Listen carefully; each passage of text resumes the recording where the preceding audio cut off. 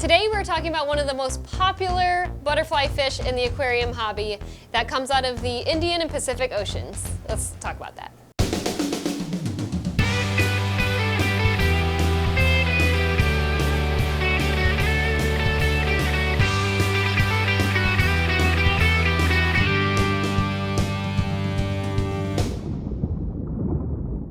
Welcome to another episode of Ocean State Aquatics TV with me, Salty Alley, and today we're talking about one of my favorite butterfly fish in the aquarium hobby, and that is the copper band butterfly.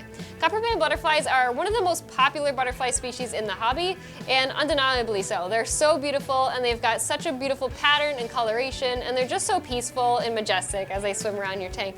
And today we're going to talk about how to keep them and the best things to do to make sure that they live a long, happy life in your tank. Copper band butterfly, as I said before, is a butterfly fish, and they are native to the Indian and Pacific Oceans. Copper band butterflies spend their life on the reefs where they're looking for small featherworms and other invertebrate species, and that means in your aquarium they'll do the same. These guys are considered to be reef safe with caution for multiple reasons. One, like I said, they will eat invertebrates. They will often feed on featherworms and other feather duster species, and also sometimes clams as well.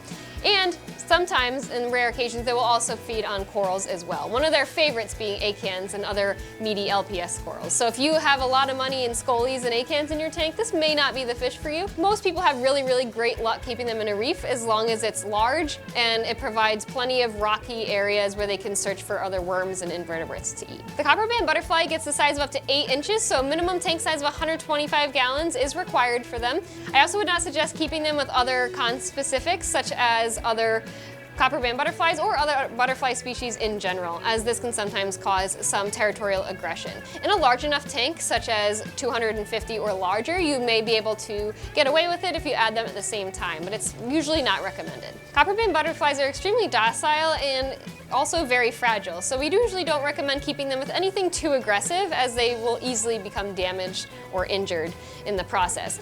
Usually they're best added before any tang species, and the reason for this is because a lot of tangs confuse them for another tang species, so this can sometimes cause territorial aggression, especially with Zebrasoma species I've noticed, like yellow tangs, purple tangs, etc. Adding the copper band first allows him to kind of get his space in the tank, get his territory, and then you can later on add some tangs or other fish that may be a little bit more aggressive. That way the copper band has already established his territory. The trickiest thing about keeping copper bands is getting them to eat. Copper bands are extremely picky, and like I had said before, they're delicate, so oftentimes when shipped they can damage their nose, and this can be one of the biggest problems that you can see with copper bands, because they get stressed and they're nervous in a bag, and they can sometimes push their face into the corner, which can cause a little bit of damage to their mouth, which in turn can cause them to have a hard time eating if they do decide to eat at all. Thankfully, where we get our copper bands, they're extremely well taken care of and shipped really nicely, so we really never have that problem,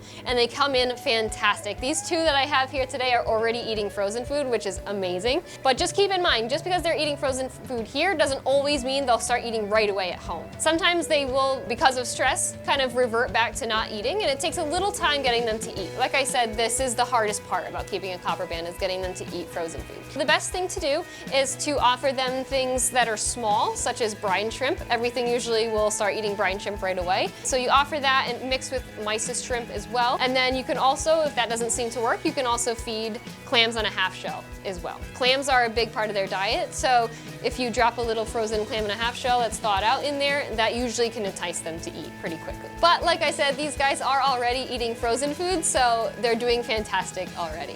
One common reason people get these fish is for eating Aiptasia in the aquarium. The reason for this is because it is a common food item for them. They will prey on small anemones and whatnot, but just keep in mind, this may not be their first food choice. Usually it's something that if you have an abundance of it in the aquarium, they will definitely start picking at it. But if you have a couple, they're probably gonna choose the frozen food and other tube worms over the anemones, but eventually they may eat your Aiptasia, but it's not always 100%. These fish can live upwards of up to 10 years, so they definitely a fish that will be with you for a long time. So this fish is an amazing fish, but they're definitely not a beginner. They're a delicate fish that requires a lot of experience and careful planning on your part. Take your time acclimating them and definitely make sure that they're going into a well-established aquarium that's been up for at least 6 months so they have plenty of things to graze on throughout the aquarium.